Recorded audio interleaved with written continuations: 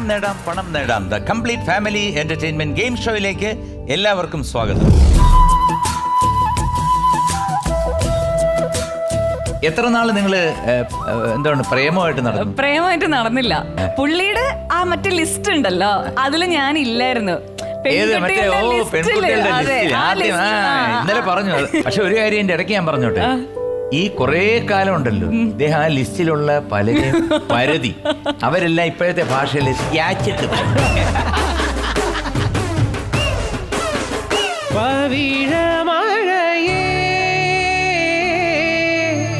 നീ പെയ്യുമോ ഇന്നിവളെ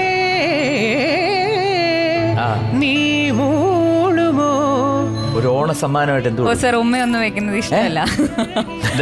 ഉമ്മയൊന്നും വെക്കുന്ന ഇഷ്ടമല്ലാന്ന് ആഗ്രഹിക്കുന്നുണ്ടോ? ആഗ്രഹിക്കുന്നുണ്ടോ? ഇങ്ങനെ ഇടക്കിടക്ക് പറഞ്ഞപ്പോ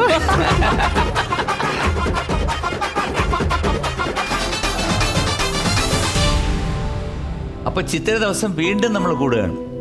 ഇന്ന് കുറെ സുപ്രധാനമായിട്ടുള്ള കാര്യങ്ങൾ എനിക്ക് പറയാനുണ്ട്, ചോദിക്കാനുമുണ്ട്. ഒരു നാരങ്ങ കഥയുണ്ട്, നിനക്കറിയാൻ താല്പര്യം കാണും. നെയ് കഴിക്കൂ? അയ്യോ പറയണ്ട. എന്റെ വീട്ടിൽ വന്ന് ഫസ്റ്റ് എന്നെ പരിചയപ്പെട്ട് ഈ പാട്ടിന് വേണ്ടി പറയുമ്പം എന്റെ അമ്മേന്റെ അടുത്ത് വിളിച്ചു ചോദിക്കും, ആന്റി നെയ്യ് എൻ്റെ ചപ്പാത്തി ഉണ്ടാക്കി തരുമോ? ഉണ്ടായത് പിന്നെ നെയ്യ് ഇടണം കേട്ടോ. അത് എന്നിട്ട് വന്നിട്ട് 1 സ്പൂൺ ഒഴിച്ചു, 2 സ്പൂൺ ഒഴിച്ചു, 3 ഒഴിച്ചു. മൂപ്പർക്ക് മതിയാവുന്നില്ല. പഞ്ചസാര ഇട്ടിട്ട് നെയ്യ്. അതെ, ഞങ്ങളെ നാട്ടിൽ ബഹുമാനാർത്ഥം നമ്മൾ മൂപ്പരെന്ന് പറയും. അപ്പൊ ഞങ്ങൾക്ക് അറിയില്ലല്ലോ മാഷിന് എത്ര ഇഷ്ടമാണ് നെയ്യ് എന്നൊക്കെ ആദ്യം. അപ്പോ എപ്പോ പറഞ്ഞാലും ഈ ചപ്പാത്തി നെയ്യും ഉണ്ടാക്കി കൊടുക്കുമെന്ന് വെച്ചിട്ടാ. ഇപ്പഴും നെയ്യ് വാങ്ങിച്ചു വെച്ചാൽ നമുക്കൊന്നും തരില്ല. മാഷിന്റെ സ്പെഷ്യൽ ചപ്പാത്തി നെയ്യ് ഒഴിക്കുകയല്ല, ചപ്പാത്തി ഒഴിക്കുകയാണ് കറക്റ്റ്.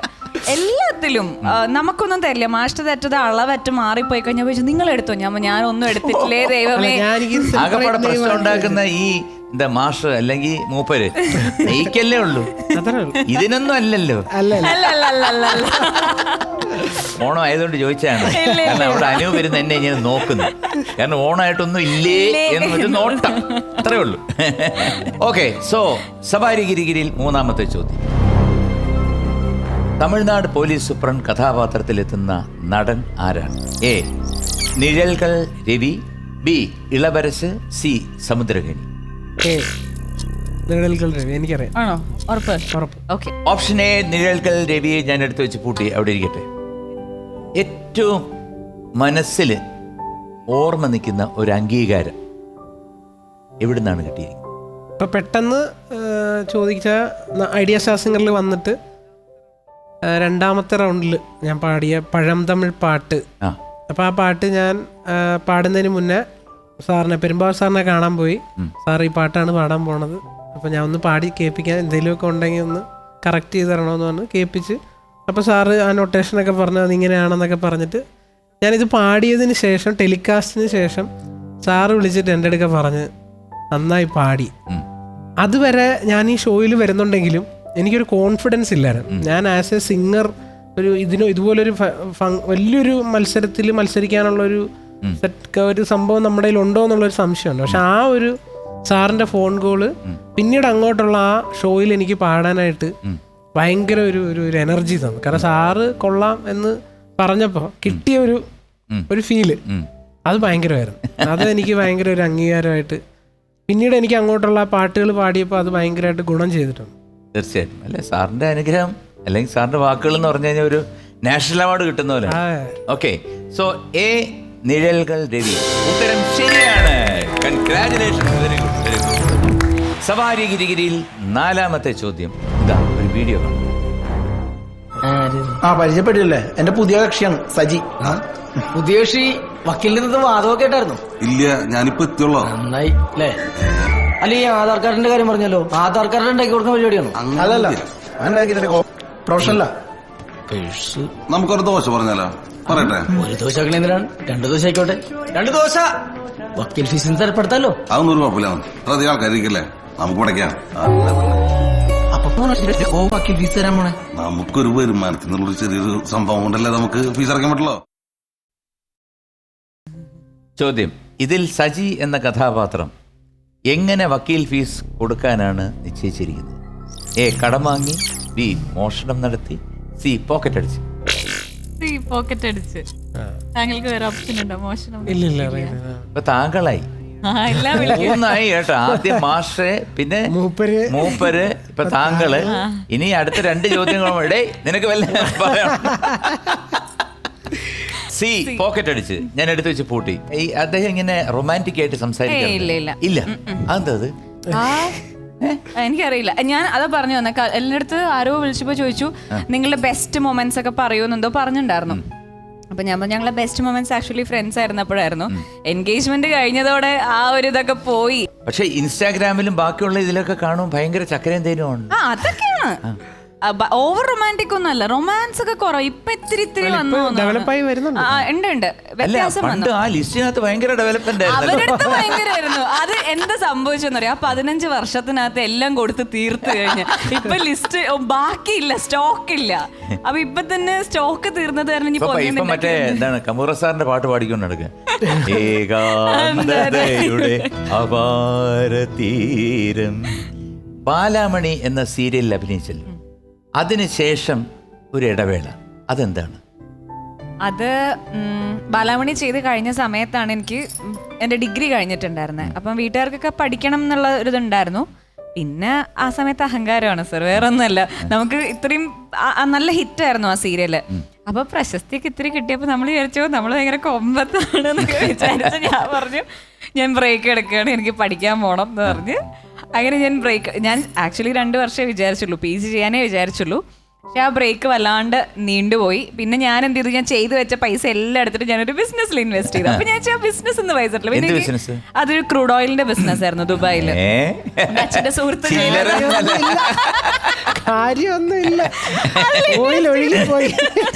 അതിൽ ചെയ്തപ്പോ ഞാൻ ചോദിച്ചു ഞാനിനി ബിസിനസ്സുകാരിയായി, സീരിയലിൽ നിന്നും പറയേണ്ട ബിസിനസ്സുകാരിയായി, പ്ലസ് പഠിത്തം.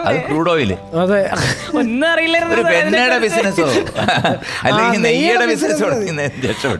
അങ്ങനെ അത് ചെയ്തപ്പോ ഞാൻ ചെയ്തെന്ന് എനിക്ക് ഇത് വരുമല്ലോ. അങ്ങനെ ഞാൻ പിന്നെ രണ്ട് PG കംപ്ലീറ്റ് ചെയ്തു. പിന്നെ ഞാൻ ഡാൻസിലോട്ടായി, യോഗ ഇത്ര മാത്രമായി. കുറച്ച് കഴിഞ്ഞപ്പോഴത്തേക്കും 2018-19 ആയപ്പോഴത്തേക്കും അവർ എൻ്റെ അടുത്ത് തിരിച്ച് ഞാൻ വർക്ക് ചെയ്യാം, അപ്പൊ ഇൻവെസ്റ്റ്മെന്റ് എല്ലാം തിരിച്ചു തരാന്നൊക്കെ പറഞ്ഞു. പക്ഷെ 18 കഴിഞ്ഞപ്പോഴത്തേക്കും ഞാൻ കൊടുത്ത ആൾക്ക് സ്ട്രോക്ക് വന്ന ആള് വയ്യാണ്ടായി. എന്റെ പൈസ മൊത്തം മുങ്ങി വെള്ളത്തിലായിരുന്നു.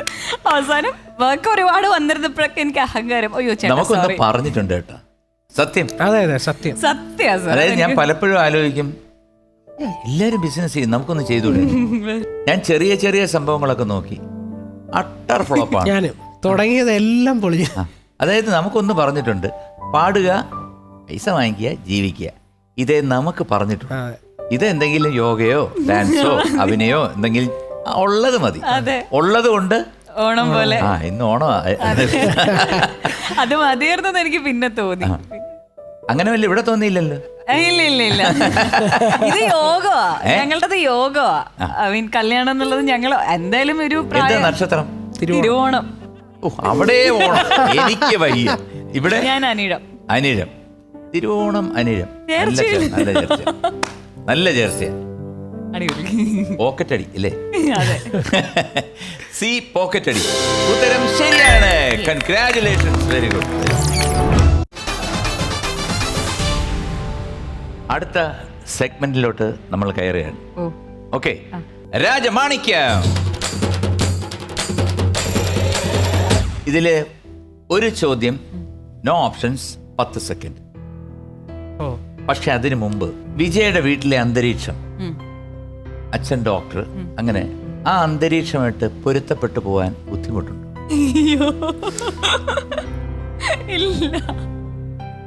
സത്യസന്ധമായിട്ട് പറയും. ഇല്ല, പക്ഷെ ഏതൊരാൾക്കും കല്യാണം കഴിഞ്ഞ് വരുമ്പം 2 അന്തരീക്ഷം ഡിഫറെന്റ് ആയിരിക്കുമല്ലോ. നമ്മൾ വീട്ടിൽ വളർന്ന പോലെ ആയിരിക്കില്ല മറ്റൊരു കുടുംബത്തില്. ഞാൻ പ്രിപ്പയർഡ് ആയിരുന്നു. എനിക്ക് കല്യാണത്തിന് മുന്നേ തന്നെ ഇവരെല്ലാവരും അറിയുന്നത് കൊണ്ട് കുഴപ്പമുണ്ടായിരുന്നില്ല. ഇവിടെ ഇങ്ങനെയൊക്കെയാണെന്ന് അറിയാം. ഞങ്ങളെ ഫാമിലി ഭയങ്കര ഓപ്പൺ ആണ്. നമ്മളെല്ലാവരും ഭയങ്കര ആഘോഷമായിട്ടാണ് എന്തും. ഇവരെ ഇപ്പൊ മാഷ്ട കാര്യം, അമ്മയുടെ കാര്യം, നന്ദുവിന്റെ കാര്യം, അങ്ങനെ മാത്രമാണ്. അങ്ങനെ ആ ഒരു കൂടി ടൂർ ഒന്നും പോയിട്ടില്ലേ? ഞങ്ങള് പോയിട്ടുണ്ട്. ഹണിമൂൺ. ഞങ്ങള് ഫുൾ വ്ലോഗ് കാരണം ഫുൾ ടൂറായിരുന്നു. എവിടൊക്കെയാണ് പോയത്? ഇവിടൊക്കെ തന്നെ പോയില്ല, പുറത്തോട്ട് പോയില്ലേ. കോവിഡ് ആയതുകൊണ്ട് പിന്നെ ട്രാവൽ ചെയ്തില്ല പുറത്തോട്ട്. കേരളത്തിലും ഇന്ത്യയിലും തന്നെ. ആ ഇന്ത്യയിലും പോയില്ലേ, കേരളത്തിനുള്ളിൽ കേരളത്തിൽ മതിയല്ലേ, ഇഷ്ടംപോലെ സ്ഥലങ്ങളുണ്ട്. അത് ഈ വ്ലോഗ് തുടങ്ങിയപ്പോഴാണ് മനസ്സിലായത് ഇത്ര സ്ഥലങ്ങളുണ്ട്. നല്ല അപ്പൊ അങ്ങനെ എന്തായാലും സൗഖ്യം. ഭർത്താവ് വീട്ടിൽ സൗഖ്യം. അതെ. ഭാര്യ വീട്ടിലോ? ഭാര്യ വീട്ടില് കുഴപ്പമില്ല. നല്ലതാണ്. കുഴപ്പ വീട്ടിലാന്ന് പറഞ്ഞാൽ അല്ല, അടിപൊളിയാണ്. അവിടെ ചെന്ന് പെട്ട് കഴിഞ്ഞാൽ അടിപൊളിയാണ്. മാഷിന് ആക്ച്വലി ഇങ്ങനെ അവിടെ കുറേ വരെ ആൾക്കാരെ എത്താനുള്ള നമുക്ക് ദൂരം ദൂരം പ്രശ്നമുണ്ട്. ഭയങ്കര. എന്ത് ദൂരം? അല്ല, മഞ്ചേരി എന്ന് പറയുമ്പോ അവിടെ അടുത്ത് റെയിൽവേ സ്റ്റേഷനും ഇല്ല, അടുത്ത് എയർപോർട്ടും ഇല്ല, അടുത്ത് ബസ് സ്റ്റാൻഡും ഇല്ല. അവിടെ വള്ളം നമ്മള് കാറിൽ തന്നെ പോണം. ആ, അപ്പൊ കാറിൽ ഇങ്ങനെ ട്രാവൽ ചെയ്ത് അങ്ങ് വരെ എത്തുമ്പോഴത്തേക്ക് നമ്മൾ തളരും. അപ്പൊ ഒന്ന് റിലാക്സ് ആകുമ്പോഴത്തേക്ക് നമ്മൾ തിരിച്ചു പോയി. ഓ, അതൊരു എക്സ്ക്യൂസ് അല്ല. കാറിൽ പോണെന്ന് പറഞ്ഞു കഴിഞ്ഞാൽ കാറിൽ പോകൂടെ? അല്ല, മാഷിന് അത് ഇത്ര ദൂരം പറ്റില്ല. പിന്നെ ഈ പറഞ്ഞ മാതിരി ഞങ്ങൾ കുറച്ച് സംസാരം കൂടുതലുള്ള ആളുകളാണ്, ഇവര് വളരെ സംസാരം കുറച്ചിട്ടുള്ള ആളുകളാണ്. അപ്പൊ അതൊക്കെ അദ്ദേഹത്തിന് ഒരു ഇത്തിരി ബുദ്ധിമുട്ട്. പക്ഷെ എന്റെ ഫാമിലി മെമ്പേഴ്സിനൊക്കെ ഭയങ്കര ഇഷ്ടമാണ്. പ്രശ്നങ്ങളൊന്നും. അതായത് എന്റെ ഫാമിലി, എന്റെ കസിൻസും, തിരുവനന്തപുരം ടു മഞ്ചേരി എന്ന് പറയുന്ന ഒരു എന്നെക്കാളും കമ്പനിയാ. അപ്പൊ എന്റെ കസിൻസും എല്ലാവരും ഭയങ്കര കമ്പനിയാ മാഷ്. ഞാൻ എന്നെ അത്ഭുതപ്പെട്ടേ, സംസാരിക്കാത്ത മനുഷ്യൻ എല്ലായിടത്തും സംസാരിക്കുന്നു. അവിടെ വീട്ടിൽ വന്ന് പാടിയൊക്കെ തരുമോ? ആ, അച്ഛനെ പാടിക്കൊടുക്കും. ആണ്. ആ, ഈ രാമകഥ പാടിയിട്ടുണ്ടായിരുന്നല്ലോ ഒരു പ്രാവശ്യം. വന്നന്ന് രാമകഥ പാടി. അപ്പൊ ഞാനാണെങ്കിൽ ആഹാ ഓക്കെ കേട്ടിട്ടുണ്ട് എന്നൊക്കെ പറഞ്ഞു എല്ലാ പാട്ടും പാടിത്തരും. ഞാൻ ഇപ്പൊ ഇത് ഇങ്ങനെ മണപ്പിക്കേട്ടാ. അപ്പൊ എല്ലാരും വിചാരിക്കും ഇത് എന്തിനാ മണപ്പിക്കുന്നത്. അതെനിക്കല്ല, ഞാൻ ദേവിക്കെതിരാ.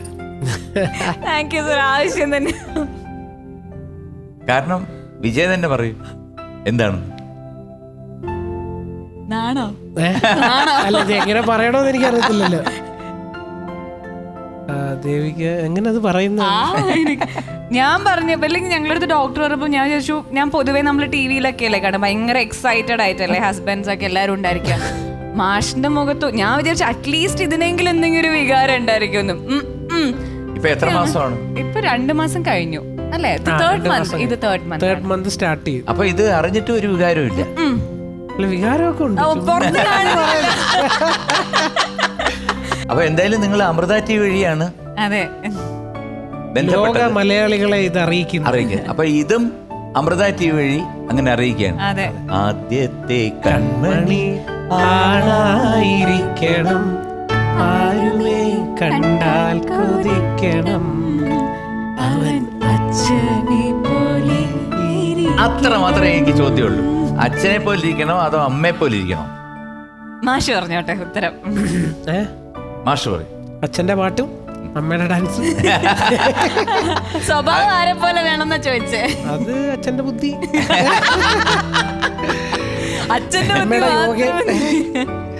അച്ഛന്റെ ബുദ്ധിയും അച്ഛന്റെ പാട്ടും അമ്മയുടെ കഴിവും എല്ലാം കൂടെ ചേർന്ന് ഐശ്വര്യമായിട്ടുള്ളൊരു സന്താനം, പെണ്ണാണെങ്കിലും ആണാണെങ്കിലും പൊന്നു പോലൊരു മുത്തിനെ നിങ്ങൾക്ക് ഗുരുവായൂരപ്പൻ നൽകട്ടെ.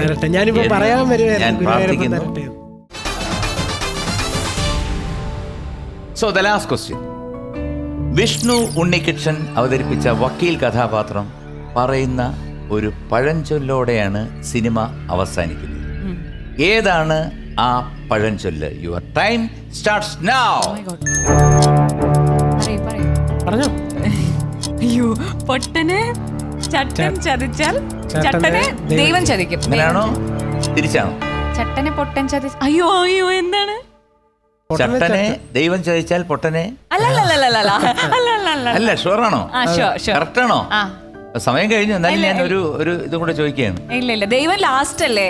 ഈ ചട്ടനെ പൊട്ടൻ ചതിച്ചാൽ അതാണോ അതോ പൊട്ടനെ ചട്ടൻ ചതിച്ചാൽ? പൊട്ടനെ ദൈവം ചതിച്ചാൽ ദൈവം അതല്ല.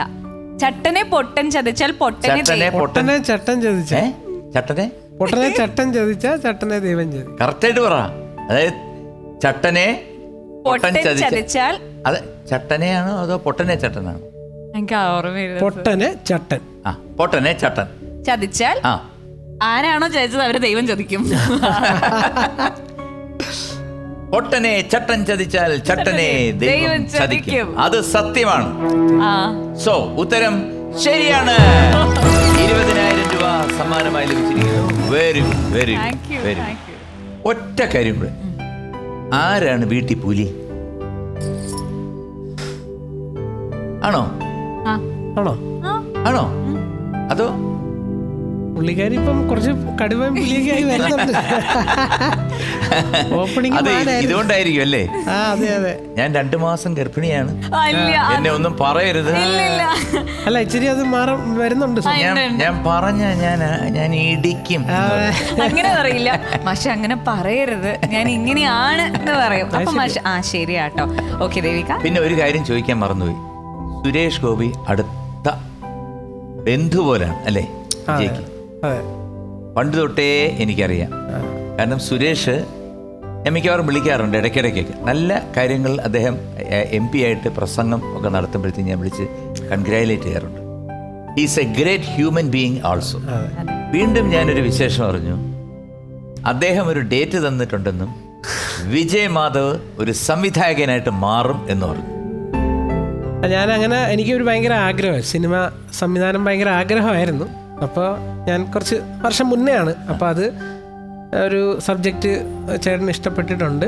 അപ്പോൾ പക്ഷേ എനിക്കൊരു സങ്കടം ഉള്ളതെന്ന് വെച്ച് കഴിഞ്ഞാൽ അതിൻ്റെ സബ് ടൈറ്റിൽ ആ സ്ക്രിപ്റ്റ് ഞാനാണ് എഴുതിയത്. ഞാനും സുദീപ് എന്ന് പറഞ്ഞ ദുബായിലുള്ള എൻ്റെ ഫ്രണ്ടാണ്. അത് ഫുൾ സബ് ടൈറ്റിൽ ചെയ്ത എൻ്റെ അച്ഛനാണ്, കംപ്ലീറ്റ് സ്റ്റോറി. പക്ഷെ അച്ഛൻ മരിച്ചു. അപ്പോൾ അച്ഛന് ഞാൻ ഈ സിനിമ ചെയ്ത് കാണണമെന്നുള്ളത് ഭയങ്കര ഒരു ആഗ്രഹമായിരുന്നു. അപ്പോൾ ഇപ്പം ഞാനത് സംവിധാനം ചെയ്യണോ അതോ സ്ക്രിപ്റ്റ് മാത്രം ആയാൽ മതിയോ എന്നിങ്ങനെ ഇരിക്കുന്നുണ്ട്. പക്ഷെ എന്നാലും അത് എന്തായാലും സുരേഷ് അതിനൊരു പോംവഴി കണ്ടെത്തും. He will do that. And he is efficient for that. So ഇതിൽ പുലി ആരാണ്? മാഷ്. മാഷ് തന്നെ ആയിരിക്കും ഓൾവേസ് പുലി, ഉറപ്പ്. അപ്പൊ വിജയ് ഒരു പുലിയാണ്.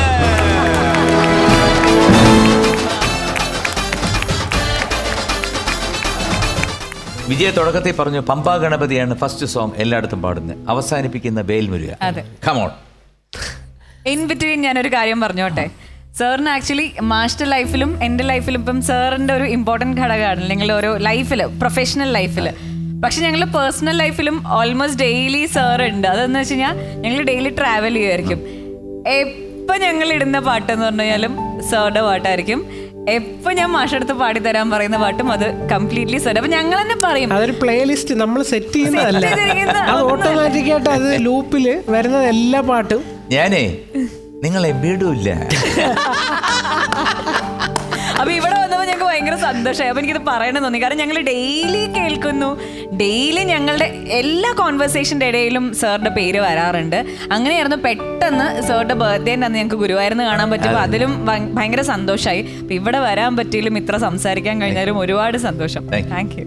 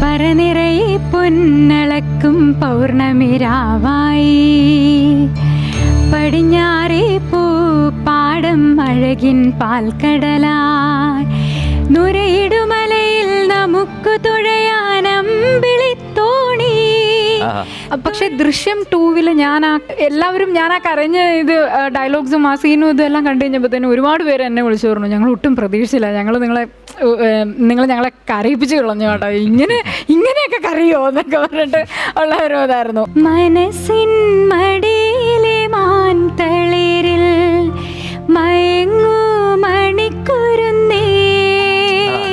ഞാൻ ഡാൻസർ ആയിട്ടാണ് ഒരു ടീമിൽ വർക്ക് ചെയ്യാൻ ചെല്ലുന്നതും, അവിടുന്ന് മനോജ് ഗിന്നസിന്റെ ടീമിൽ. അങ്ങനെ സ്കിറ്റിന് ഒരു പ്രാവശ്യം ഒരാള് വരാതെ ഇരുന്നപ്പോൾ ഒരു ഡയലോഗ് ഒന്ന് കയറി പറയുമോ എന്ന് പറഞ്ഞിട്ട് അങ്ങനെ ചെയ്തു തുടങ്ങിയതായിരുന്നു ഞാൻ സ്കിറ്റ്. അതിന് മുൻപ് ഒരുപാട് ഞാൻ ചാൻസ് ചോദിച്ച് അറിഞ്ഞിട്ടുണ്ട് കേട്ടോ.